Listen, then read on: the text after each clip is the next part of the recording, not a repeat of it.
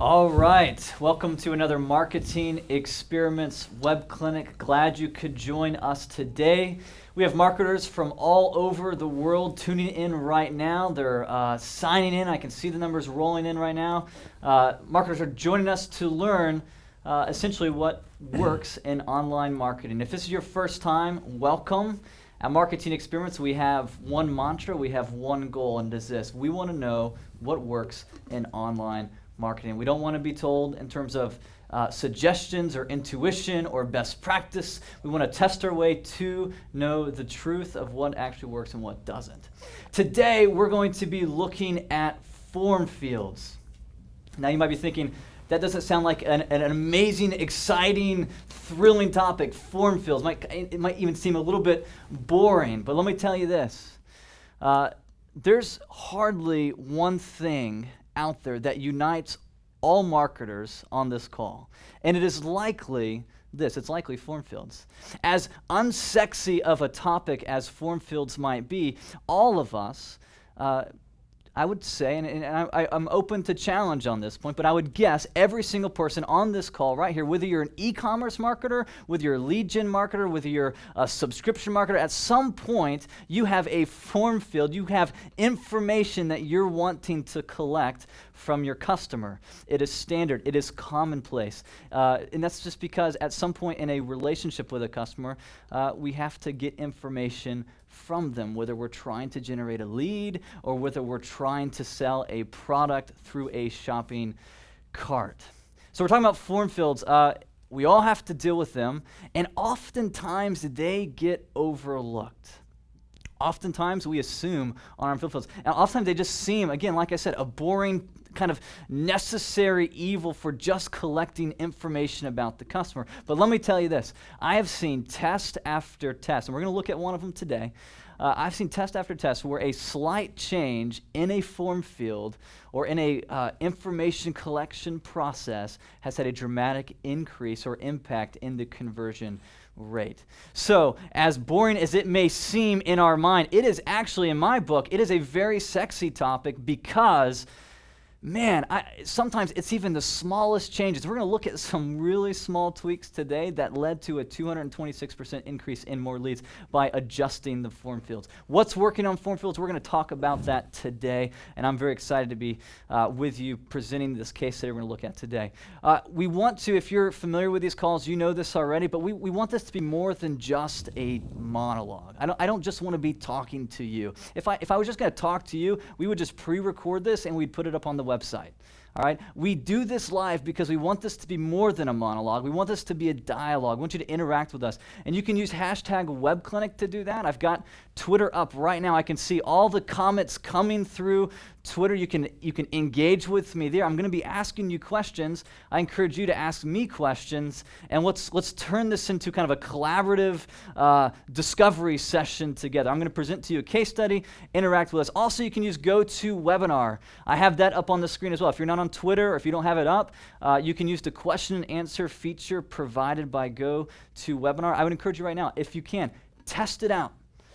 Get your guns ready because I'm going to be throwing questions your way, and you've got to be able to respond and answer quickly. So that's so you can engage with us. I do want to say you can see in the bottom, I believe it's your left-hand corner of your screen there on the slide, this whole clinic was sponsored by and provided by StrikeIron, free of charge. All this information is being made available to you by StrikeIron. So thank you, StrikeIron, for enabling us to do that. I've got two special guests with me today, very special guests with me today. I've got Ben Phillip and Ben Hupperts, two Bens on this call joining me today. Ironically, it's actually three Bens because my middle name is Ben, so this may actually be a web clinic first, three Bens on a web clinic at the same time. You guys are in for a treat today.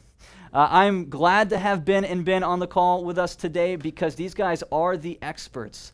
I get to watch the tests go, and I get to watch these guys work. I get to see what they run and kind of what they produce, and then kind of select which test we talk about on this clinic, but these guys are these guys who are running the experiments. They are creating the treatments. They are evaluating the data. They are crafting the hypothesis. They are coming up with the customer insights. These are the guys who are doing it in the trenches day in, day out. They are on the front line, and they're here to help us take the test we're going to look at and apply it to your pages. At the end of this call, after we get running through this test, my goal will be to get as many of your pages, which you guys have pre-submitted, up on the screen and looking at form fields, checkout processes, and asking ourselves, how can we improve those, just like the test we're going to look at right here. So here's our experiment. Without further ado, I want to jump straight into it. We're looking at test protocol 1636. We're working with a large news syndication company. If you've been on these calls before, you probably will have seen other experiments from this group. It's a group we've done a lot of testing with. They are one of the oldest and one of the largest press release organizations in the world. And our goal here, what they were trying to do is they were trying to drive more people, more leads through a request more information form. This was an A-B split test.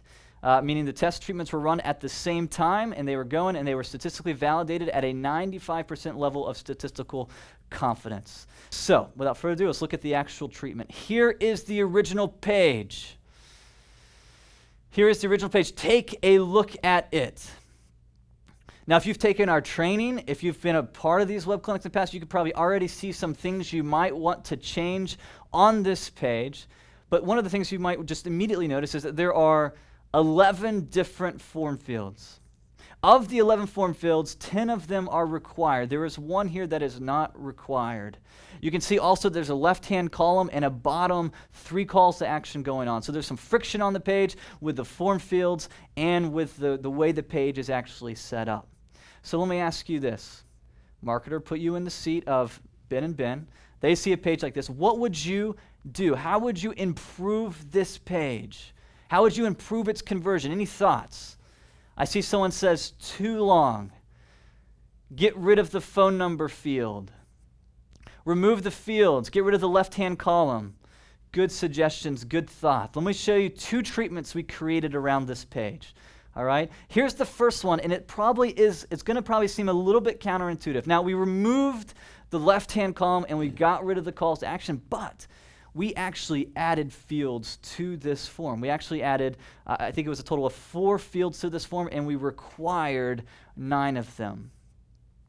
So more fields on this page. We're wanting to try to potentially get a higher quality lead here, asking for more information. Now, but keep in mind, though, we've still minimized the number of fields that were required. Here's the second one, treatment B. Now, this is probably what many of you thought, in terms of the comments coming through. You have a field here that's not required. Let's get rid of it. I mean, let's just assume for a moment that all the other fields are required. Let's get rid of the one that's not required. Let's move it to a second stage in the process, and that potentially will improve conversion. Well, we did that with treatment B. This one just focuses on the 10 fields that were required. We got rid of the left-hand navigation, and we got rid of the calls to action at the bottom. So those are your 3 choices: the control, treatment A, and treatment B. Now, marketers, let me ask you this. You have someone that's working for you designs these pages, a graphic designer, a marketing manager, whoever it is. They design these pages and they put them in front of you on a table. Which of these pages do you think will actually produce the most leads? I'm going to give you a chance. Go ahead and you can use Twitter, or you can use the GoToWebinar feature. I see both coming in right now. I see a lot of people saying A. I see some people saying B. No one at this point is voting for the control.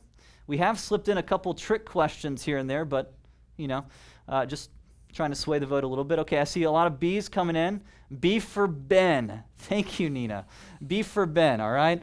So let me show you this. This is a really interesting results, okay? Now, if you've been on these calls before, sometimes we're doing, more kind of basic information. Today, we're going to drill down deep into this test. We're going to ask some tough questions, okay? So here are the results. Treatment A. If you guessed treatment A, you were right. Treatment A generated a 109% increase in lead rate. 109% increase in lead rate. Now, keep in mind, we added fields to that process.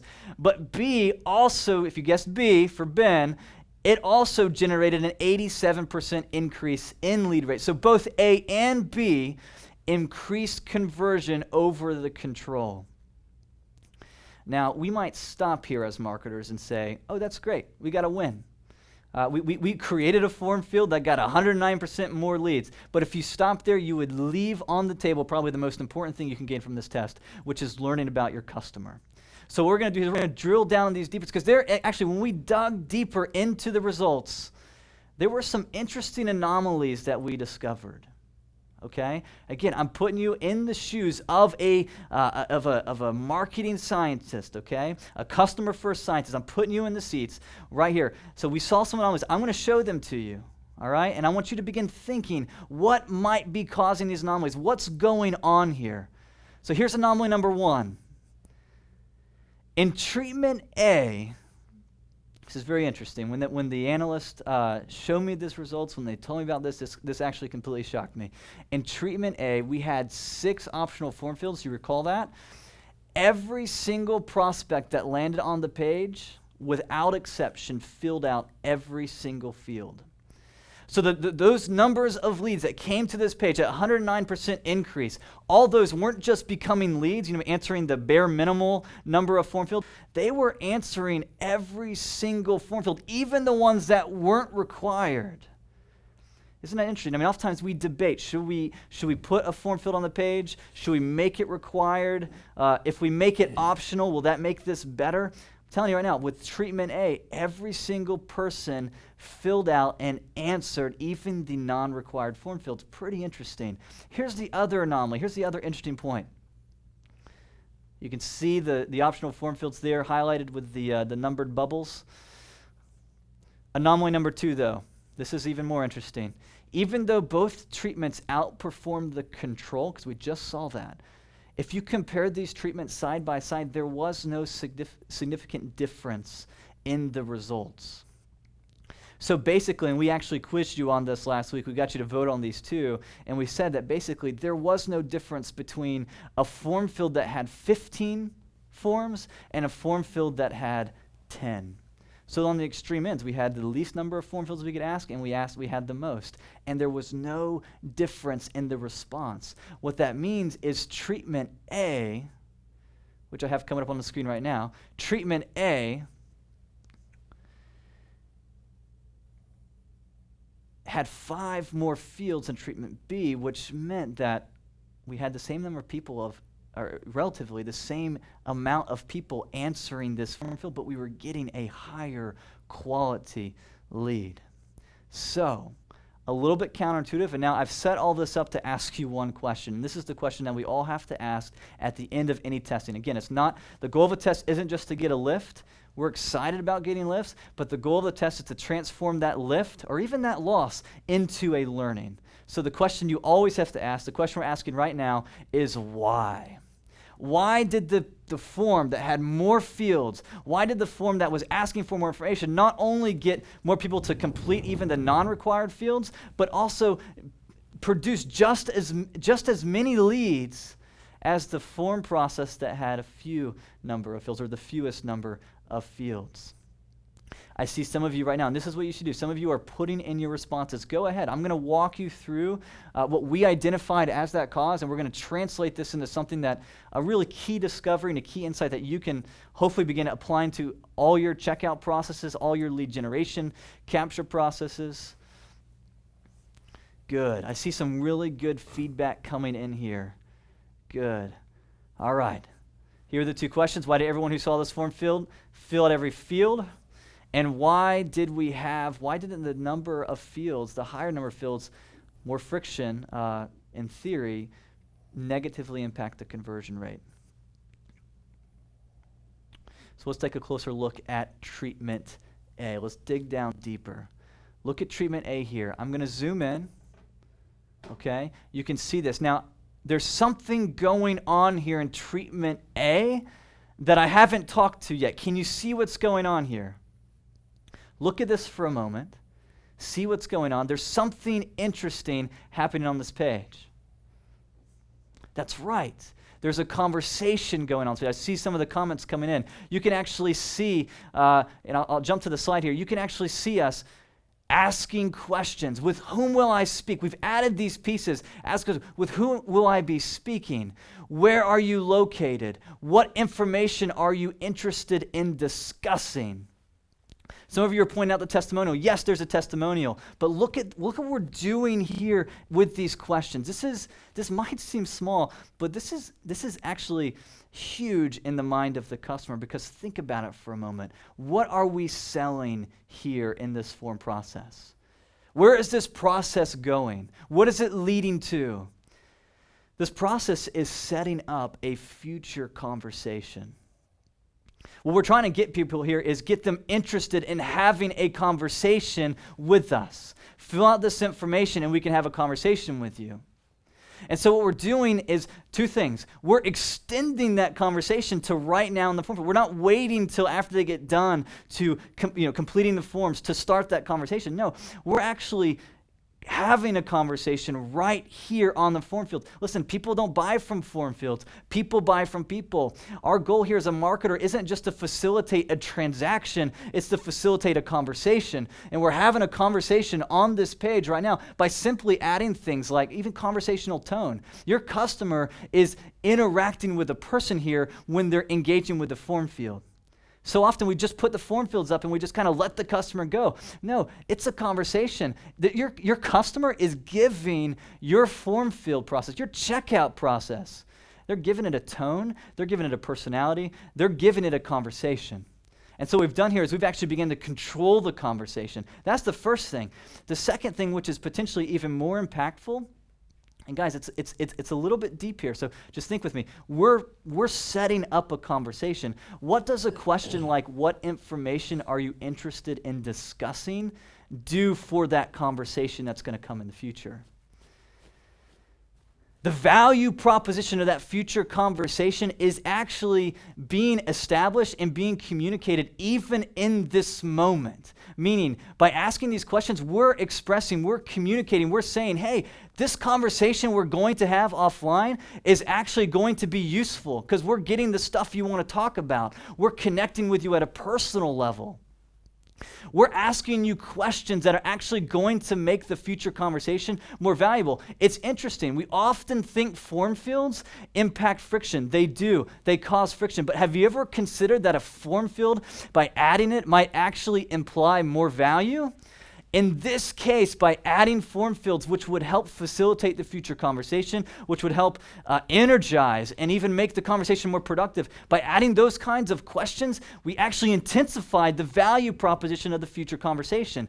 This is why every single person who completed this form field filled out every single required question.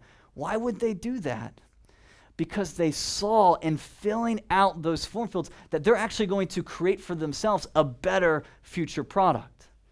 Now, for those of you who are on the line who are selling conversations like lead nurturing programs, maybe even subscription programs, free trial programs, whatever it is, you're facilitating a future conversation. You can learn directly from this and begin to apply. What can you do? What kind of questions can you ask that would actually help foster a conclusion in the mind of the customer that, hey, this conversation is going to be great? So you can immediately begin applying this. For those of you who are doing shopping carts or kind of basic transactional processes, you can still do this. You're going to send them a product. Don't just ask them for the address. Connect it to the value they're going to get. Say something like, not just what's your shipping address, say, where would you like us to send your product XYZ? That simple change right there, number one, it becomes more conversational. And number two, the form field now is connected to, we're reminding them, it's connected to the future experience of the value proposition. So start thinking about your form fields in a completely different way. They don't just cause friction. Yes, they cause friction. Yes, they take effort, but you can actually intensify the perception of value by giving you more information. If I'm your customer, by giving you information, I'm actually creating a better experience for me in the future. That's the kind of thing you want to create with your form fields. When you can do that, then you can actually add form fields to a conversion process and increase the response. So just to sink in, let me just show you this. So we have these three form fields side by side. If you were to put them on a fulcrum with value on one side and cost on the other, we do this often in our training and our talking. This is kind of simplifying the complex cognitive process. At the end of the day, your customer is just asking a question, is the value outweighing the cost? And the control, you can see it's mostly cost, not a whole lot of value. In the treatment, you could argue that maybe we even added some cost with the additional form fields, even though they were optional. Let's just assume that in some sense, even though they're the same there. And treatment B, we took some cost off. We took a ball off on the right-hand side of the screen. But look at the value. It's not the cost that made the difference. It was the value. So in the control, the cost isn't outweighing, or the value isn't outweighing the cost. In the treatment A, we may have asked for more. In fact, treatment A may have the most cost, but listen, it has the most value, so you can get away with asking for more. And same with treatment B. This is why treatment B outperformed the control, because we intensified the value of treatment B as well, but we just didn't have as much cost. Now, it wasn't as much value as treatment A. So honestly, if you can get this marketer, if you can start breaking your form fields out in this way, you can get away with asking for more, increasing the cost. As long as you increase the cost, you are increasing the value as well. Here's my final point. This is the last thing I want to say. And this is the learning, okay? So what I just took you through was the process that our analysts go through as they look at web pages and they ask them questions. Like the goal of test is just to get a lift, to get a learning. And so we ask ourselves why. Here's why we ask why. Because we got a result on this page, we took the learnings from that page, and we applied it to their primary membership form. This is the power of learning. We took the learnings from that page, applied it to the primary membership form, and we saw a 226% lift in lead rate. And I'm not quite sure why it's not showing up on the screen there, but you can see it on the right-hand side in the bullets there. And this is, again, a statistically validated result, 226% increase in leads by taking the principles learned from one test and applying them from another. We see this all the time. We take, this is what the point of testing is. This is what discovering what works means.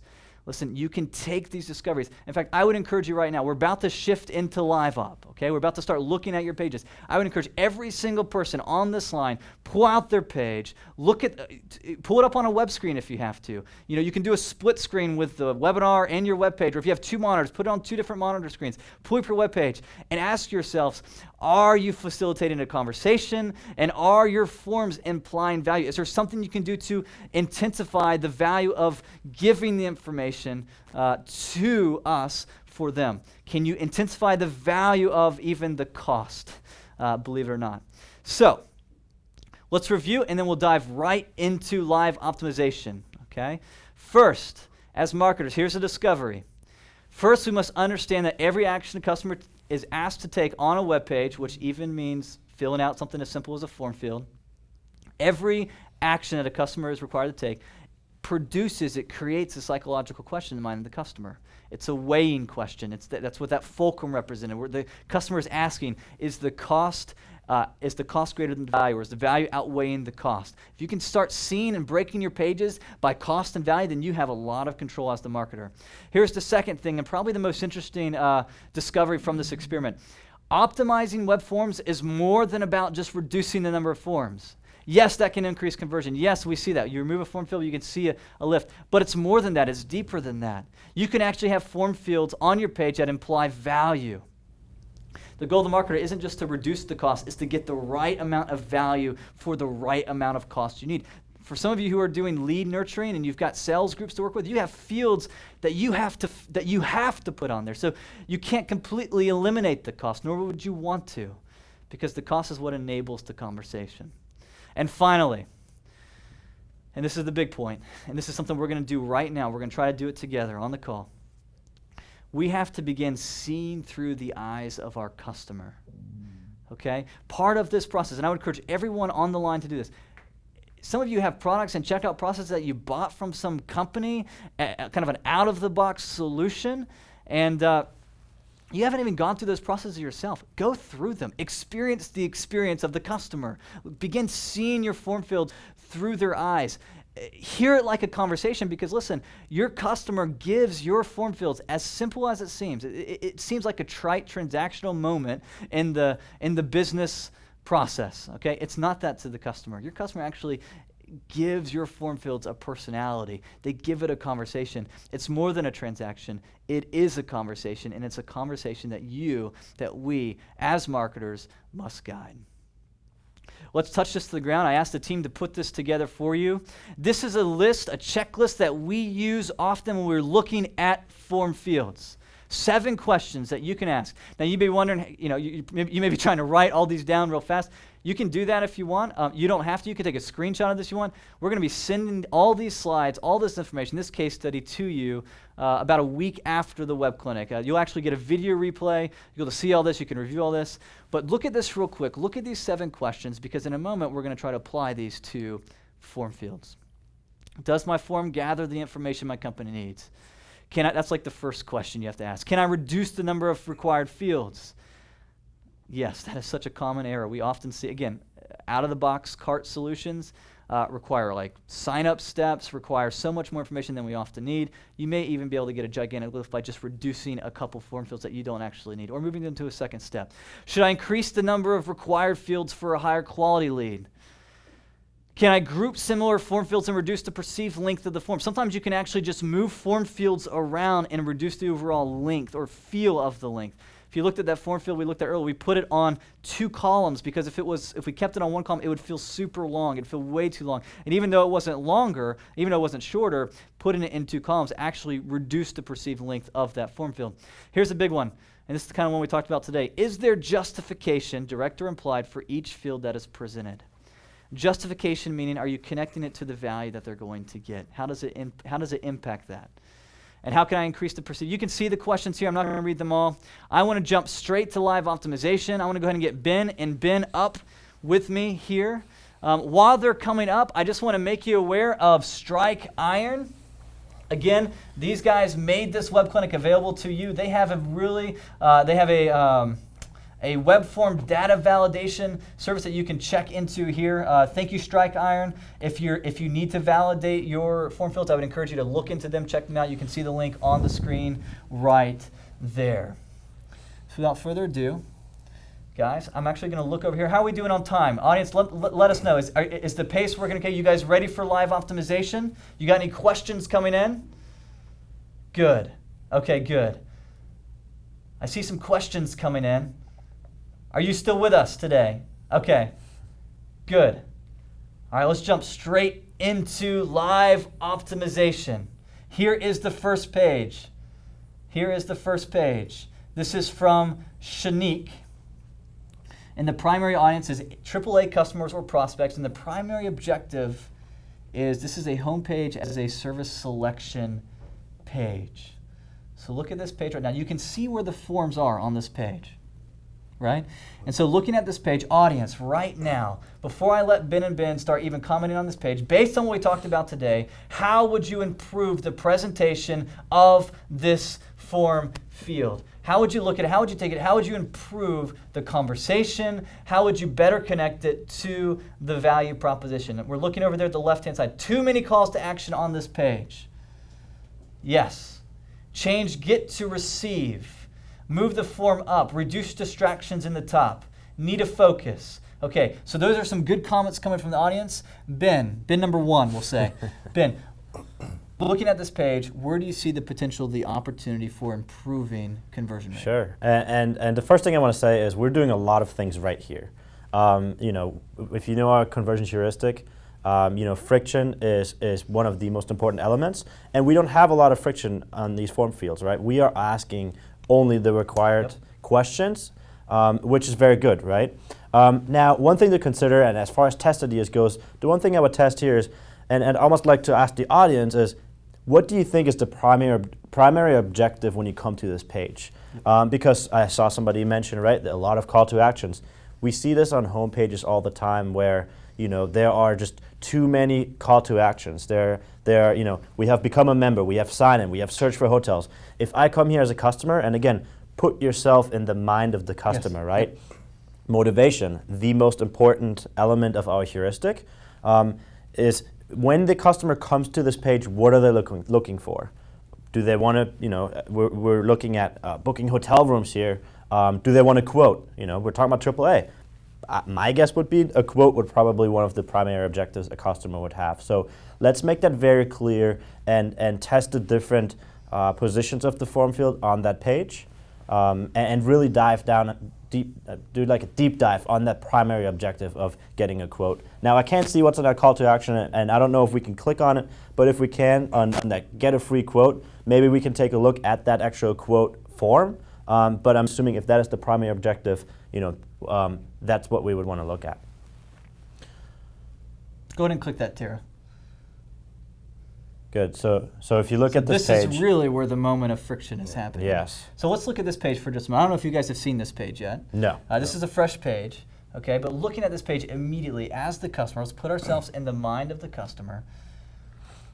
So you were talking about that focal point earlier, right? So we have what we see here is a lot of friction, not a lot of value. I like how we're giving customers a choice here, right? Current customers can sign in, and I kind of like how we visually kind of entice customers to sign up.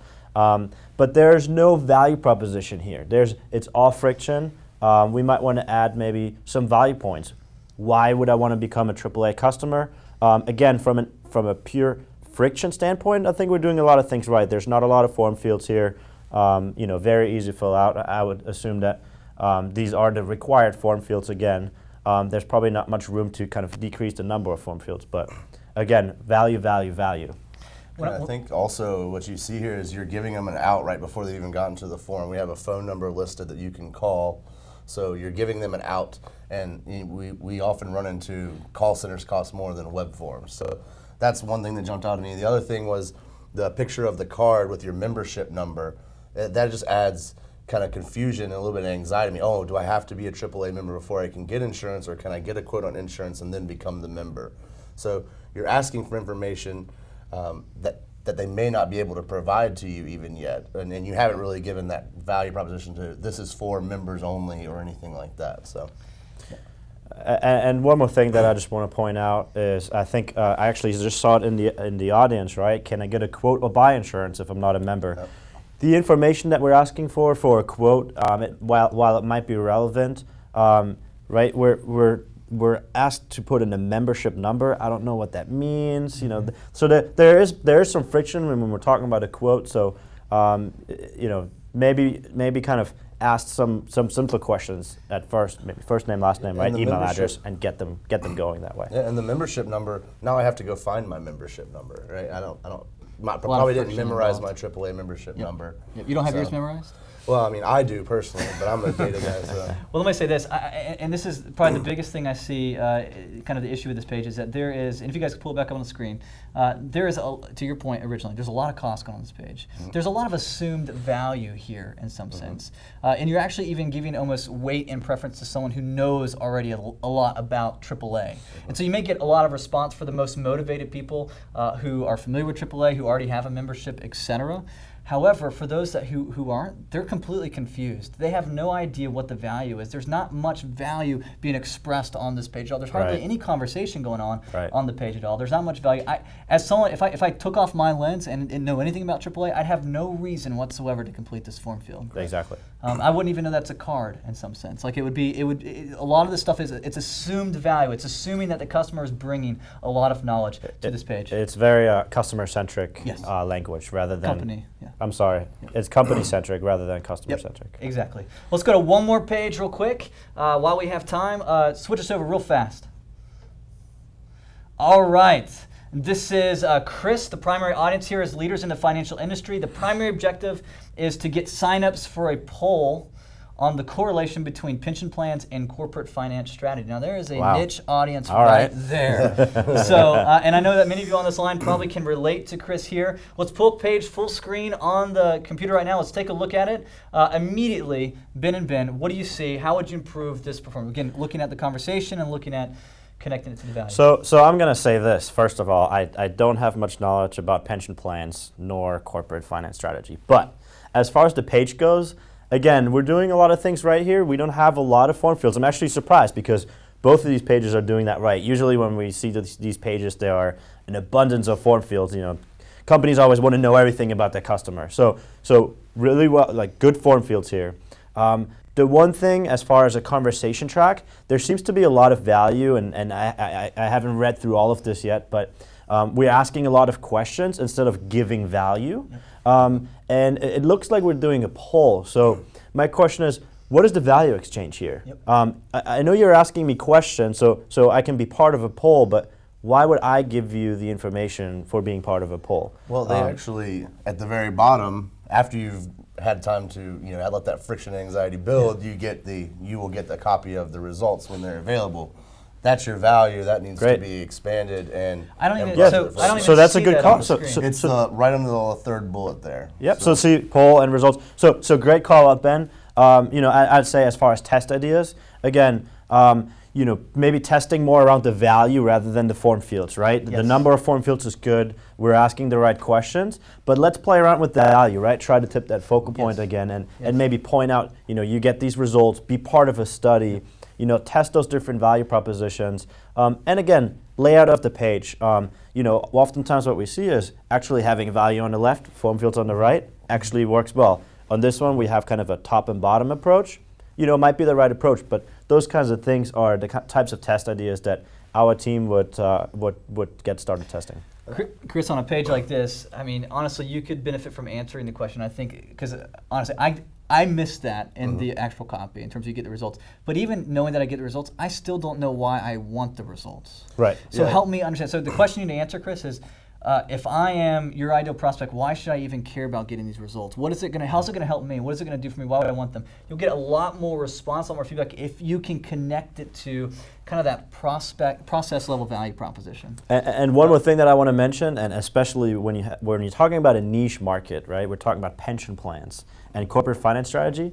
Think about your audience. Who are the people that come to this page?